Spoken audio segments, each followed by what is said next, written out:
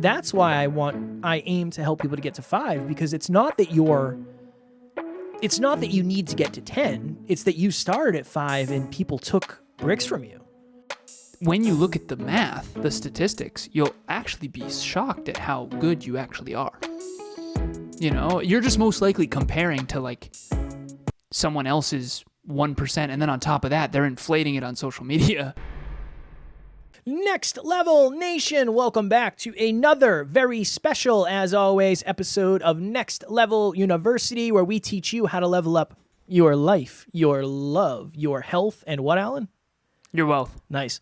We hope you enjoyed our latest episode. It was episode number 1244. Are you putting other people over yourself when you shouldn't? Today, for episode number 1245, one easy way to start increasing your self-worth. So you have heard us talk a good amount over the last couple months probably about self-worth and the difference between self-worth and self-belief.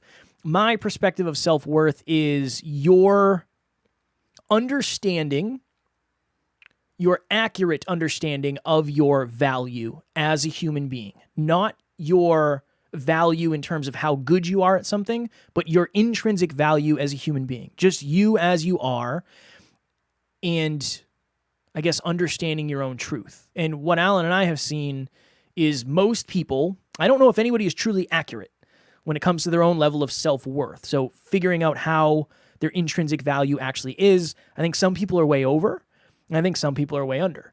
And like we always say, our goal is to get you to 5. I don't necessarily want you to have high delusional self-worth, but I definitely don't want you to have low delusional self-worth either. So when I first started this journey, I had a mentor. Guy was a little bit older than me. He had just left his 6-figure corporate income, and he was spending a lot of time on the beach and eating Chipotle. He had a boatload of money in the bank, and I was like, I don't know, I think I can get with this. And this dude just kind of like, he goes to the beach and the lake, and he's working out, and he's in really good shape. He's recording these videos on his phone. Like, if this is what entrepreneurship is, I'm in. And that mentor was Alan Lazaros. And Alan, at the beginning, suggested I do a few things. One of them was start tracking habits. So I think I had like 5 habits a day. And then later on, when I think you realized I wasn't as confident and I didn't really have an accurate level of self-worth, Alan said, you should start doing these positive affirmations. And I was like, what does that even mean? And he was like, well, you just write out some I am statements. Like, I am intelligent, or I am handsome, or I am worthy, or I am a good coach. Here's why I wanted to do this episode. For a long time, I did not feel like I was a very competent coach. And I still have days where I don't. Even as a podcast coach and all the episodes we've done and all that happy jazz, I still have moments where I don't necessarily feel great about my ability to coach others. It's the highest it's ever been. But I do believe one thing I started doing was I started practicing a different version of self-talk. So if you think about affirmations, you're kind of talking to yourself about yourself. Imagine somebody who says, and this is how I used to operate, I'm not a good coach. I'm not a great coach. I don't know what I'm going to do with this time that I have with this client. I really hope they find value in this session. It's just a matter of time before they move on to another coach. Versus, I am a great coach. I understand my clients at a very deep level. I know that I am capable of facilitating some sort of change. I really, really care about the success of my clients. My personality is something that is really positive as an experience for the people I work with. If you think of those two conversations, which coach do you think is going to be more successful? Which coach do you think is going to be more fulfilled? And ultimately, which coach do you think is actually going to be able to add more value? Probably the one who has the positive self-talk. So when I say affirmations, all that means is you saying I am statements. It's you affirming beliefs to yourself, but I know Alan has a little bit of a different perspective around that. So I'm going to kick it to you. This was probably 4.5 years ago now, and I'll give you the play-by-play. So I'm in the basement of one of my friend's parents' places. She no longer lives with her parents, but back then she did, and she was in a really tough spot. And she asked me for help on a bunch of things, and this was a client and a dear friend of mine. one of the things she asked for help with was her speaking ability. She said, I'm not a good speaker. I feel like you're such a strong speaker. Please help. And when we were falling down the rabbit hole of effective communication, which has been unbelievably humbling for me because I still don't think I'm that strong, but far stronger than I used to be, which is good, I realized that the oratory, the effective communication was not the issue. The issue was this person had extremely low self-esteem, aka extremely low self-worth.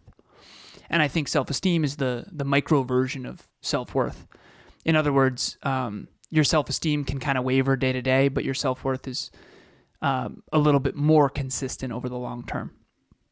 So if the brick is self-esteem, the building or the castle is self-worth.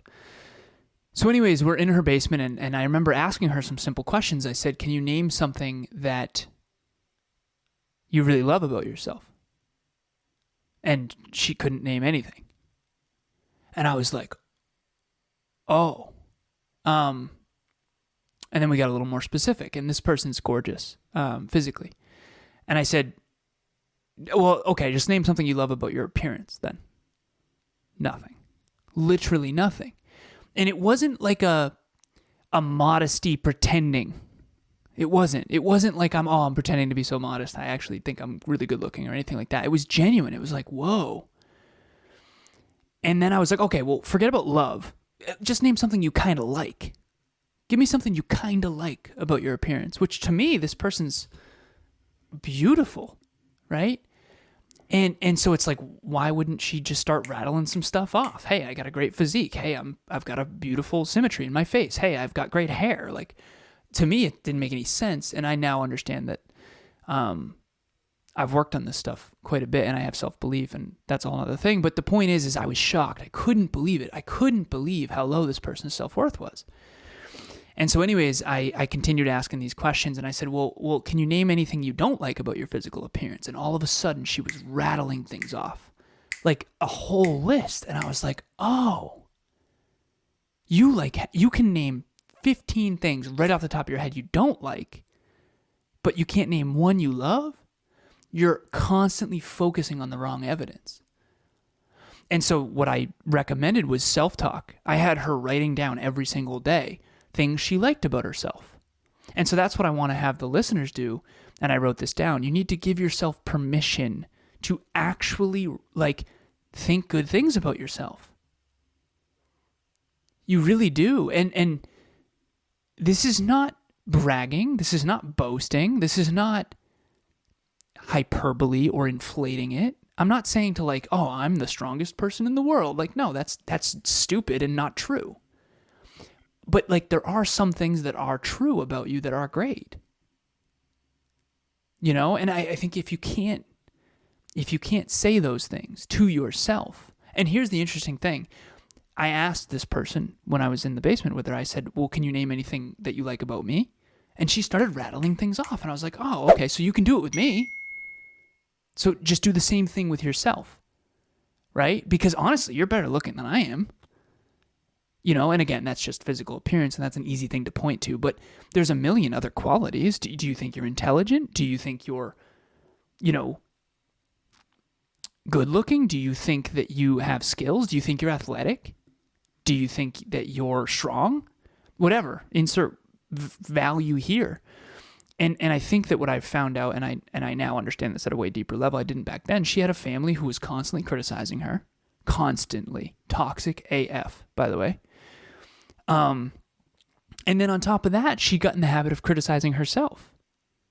And she also compared herself on social media to basically all fitness models. And so that's a really dangerous game. Really, really dangerous game. And for the listeners, what I would say is, what do you genuinely like about yourself? That's what I wrote down for this episode. It doesn't have to be false, and you can find something. I remember doing this with another client later on once I realized this was the issue. And now my main focus in my coaching, one of the very first things is I have to figure out in my own consciousness, where is the biggest hit to their self-esteem? What's the one thing? For some clients, it's fitness. For other clients, it's finances. For other clients, it's their intimate relationship. But what's the thing crushing their self-esteem? And sometimes it's a toxic partner as well. But what do you genuinely like about yourself? I did this with another client, and she ended up, the only thing she could come up with was, I have a great smile. I was like, perfect. Perfect. And you do have a great smile. So like, start there. It won't work if you don't start with something that's true.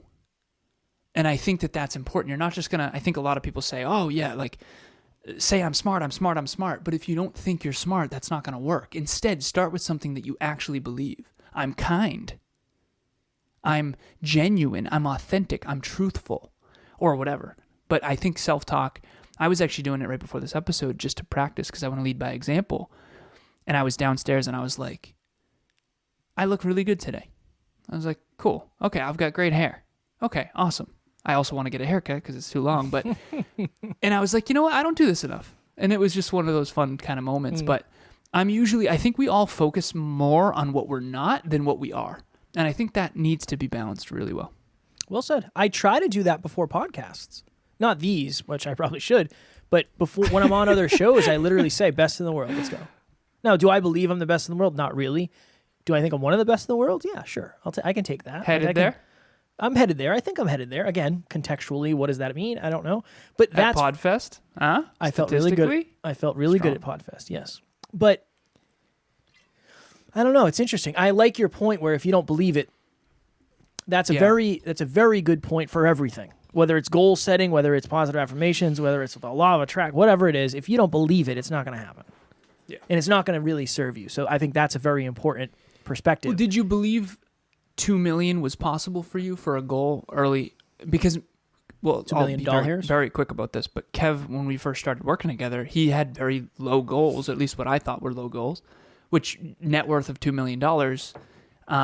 And again, that's low relative to where I think you can get genuinely. But again, I also was overly optimistic, I think, at some points.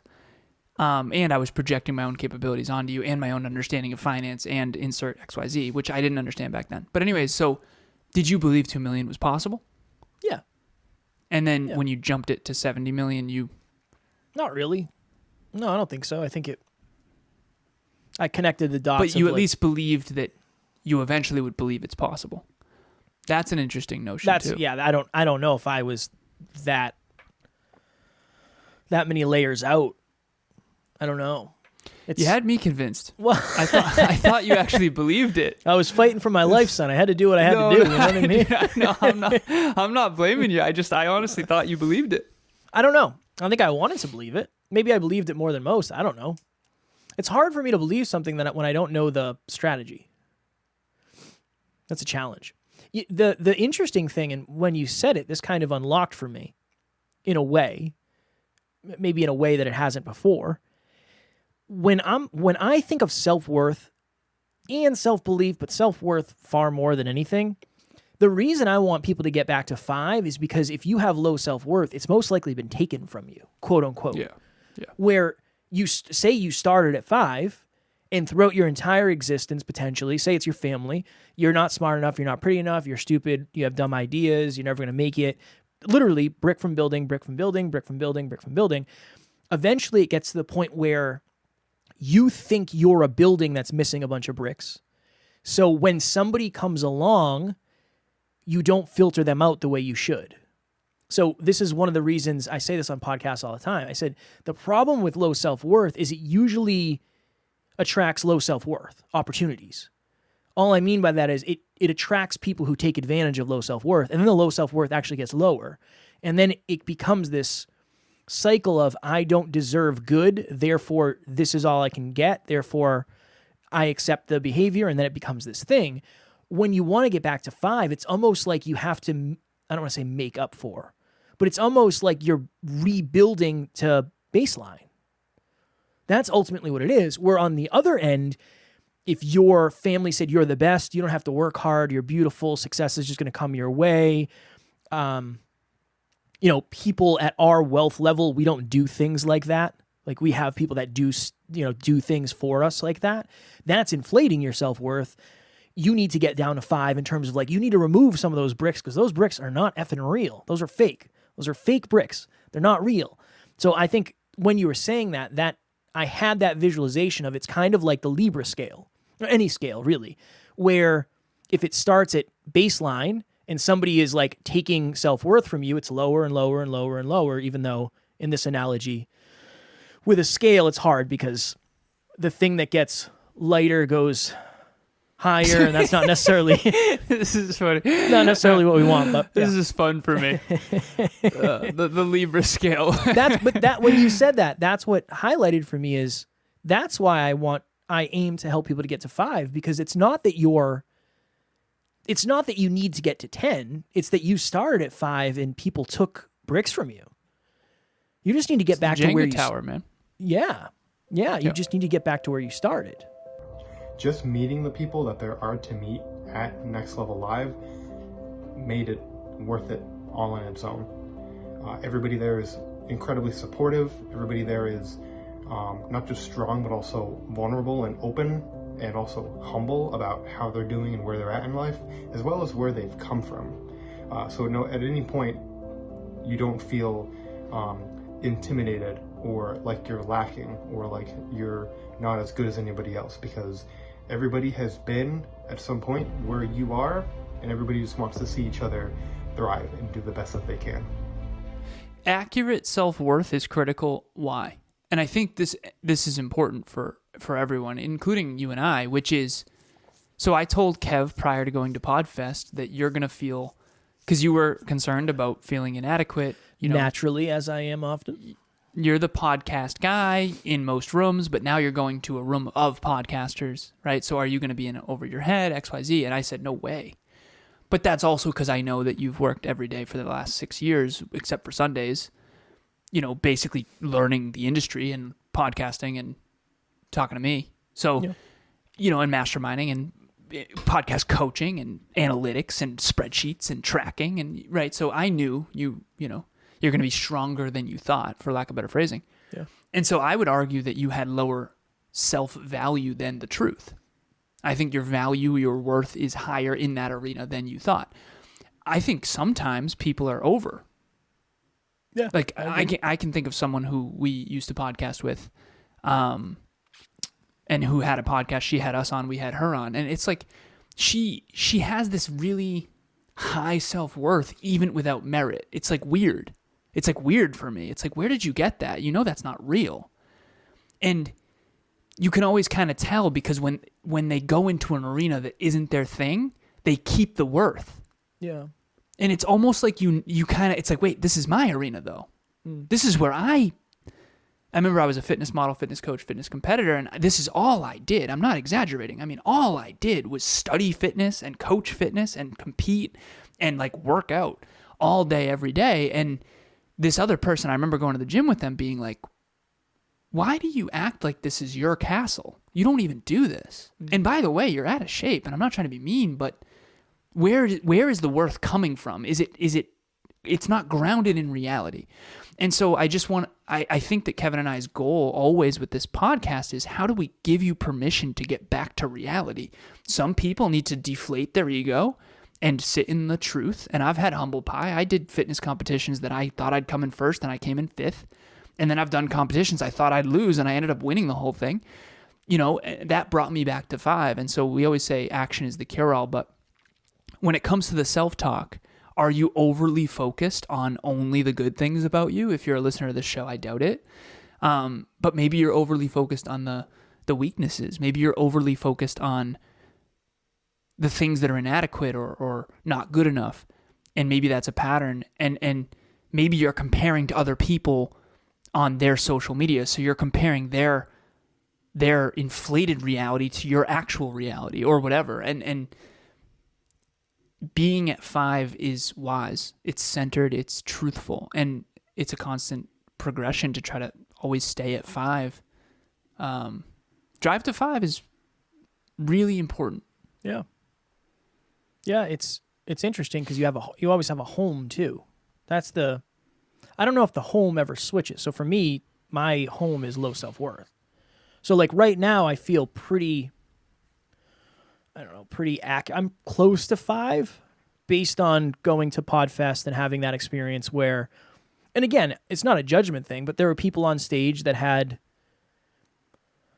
I don't know, potentially quote unquote successful podcasts, but like, I just expected more. I just expected a higher level of success. When somebody says, I have 500 episodes, but this is here it is. This is like contextual. I have 500 episodes and I've been heard in 60 countries. It's like, okay, that's good. Like that's in the upper echelon of percentages, but I have 1,230 episodes or whatever it is, 1,250 episodes, and we've been heard in 150 countries. So like, is it 150 now? Probably, I don't know. It's at least 140. I'm guessing 150 based on the last time I did it.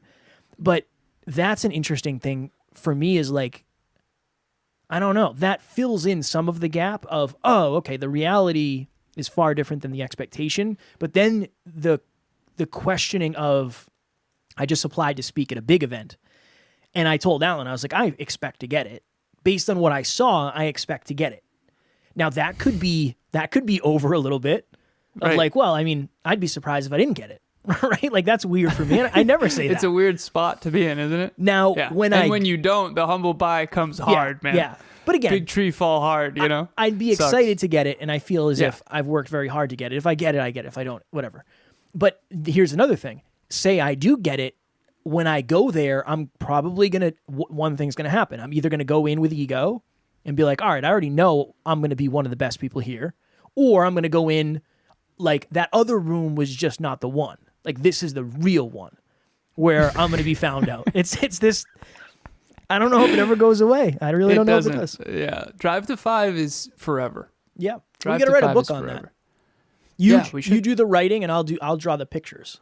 Okay, perfect. Of like the giraffes and stuff. In crayon. Yes. No, but I'm going to do an article for sure on Drive to 5. You're going to, definitely. Will I be credited in there? Of course. Nice.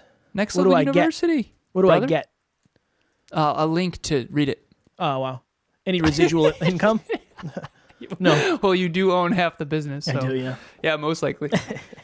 Anything so you can have half of $0. Anything you'd like to That add? comes from the article. I'm joking. What? Anything you want to add before we go? Permission to give yourself credit. That's it. It's critical that, I mean,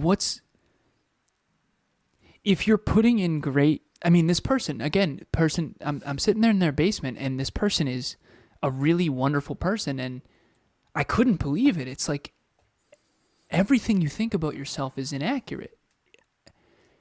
Everyone would say you're beautiful and intelligent and hardworking and have a great physique and strong and all this stuff.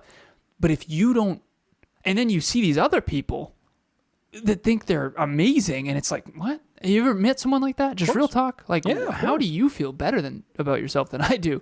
Right? It's like those things. And so it's all in your head. And there's a way to be accurate by giving yourself the permission to tell yourself the truth about yourself. And if you're used to beating yourself down, get outside your comfort zone and build yourself up. If you're used to building yourself up, get outside your comfort zone and honestly look at some stuff. Maybe I'm not as hardworking as I need to be. I did that earlier, for sure. I was like, Kev, I've been jeffing, man. Yeah. So, and it's all based on your standards and your goals and all that stuff. But yeah, permission to be honest with self, I think is important. I agree. I was just looking something up. Oh, what do we got? What do you think, you know, because all you have to do is move the decimals. What's 0.1% of 8 billion? 8 million? Wait. 0.1% of 8 billion? Yeah.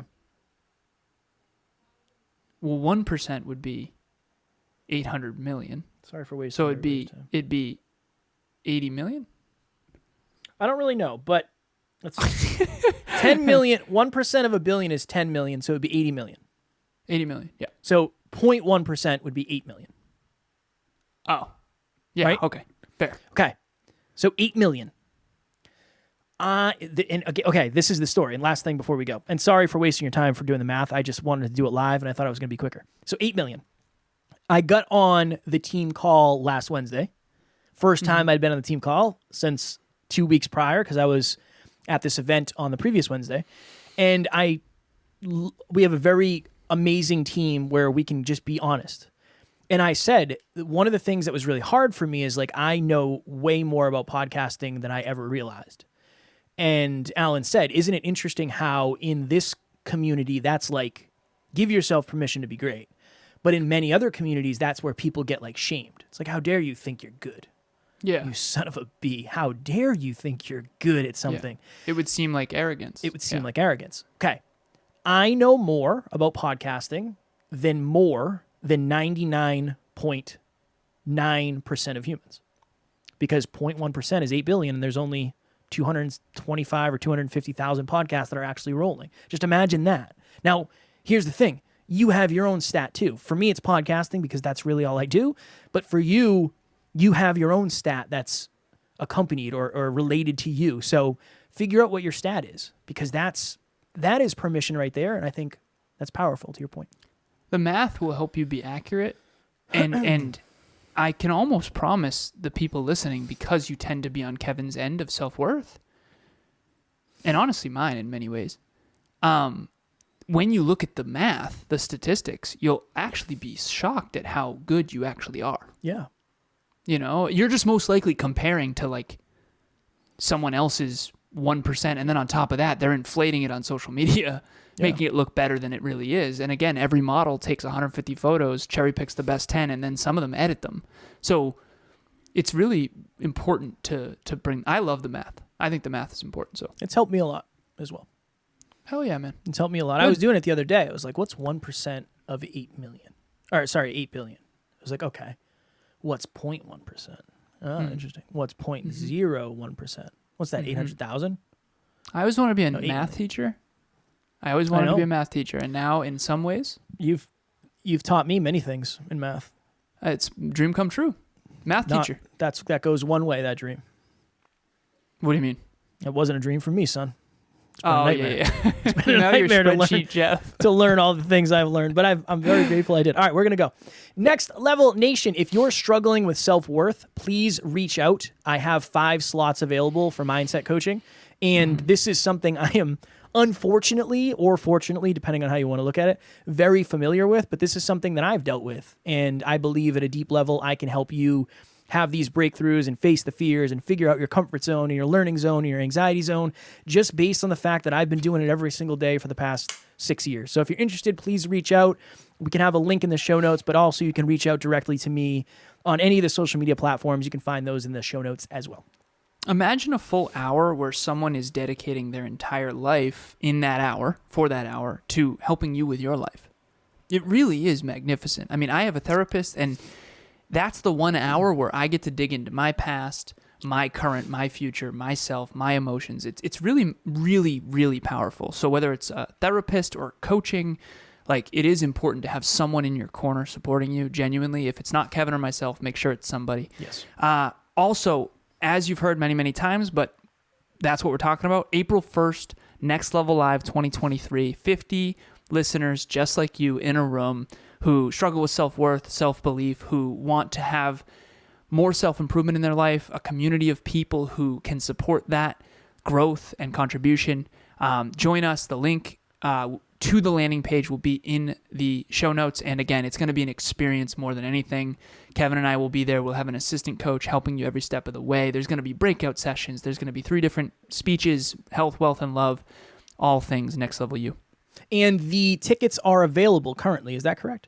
Correct. Tickets are available on the website. So for all the people who have already responded yes in the Facebook event, make sure you get them so you can actually attend. Once 50 tickets are done, that's it. We'll be closing it. So if you're in the group and you've already responded as going, please get your tickets soon, because I think we're already at least like not halfway, but whatever 1/3 is. More than a third, yeah. Yeah. So make sure you get that. Tomorrow, I'm all confused with the schedule. Tomorrow, for episode number 1246, you wanted to talk about this when we did the episode last week, Alan. How to stick with something for the long run. So, Yay. There's a lot of people. Starting's easy. This is always my frame. Signing up for a gym membership's real easy. You give them whatever it is, $9, $19, $29, $39, $49, $59. You sign your name, you get a little key fob, and you're good. You are now a member of that gym, but going for the long run is something challenging. That is the part where a lot of us get stuck. So we will be talking about that for episode number 1246 tomorrow. As always, we love you, appreciate you, grateful for each and every one of you. And at NLU, we do not have fans, we have family. We'll talk to you all tomorrow. Please reach out.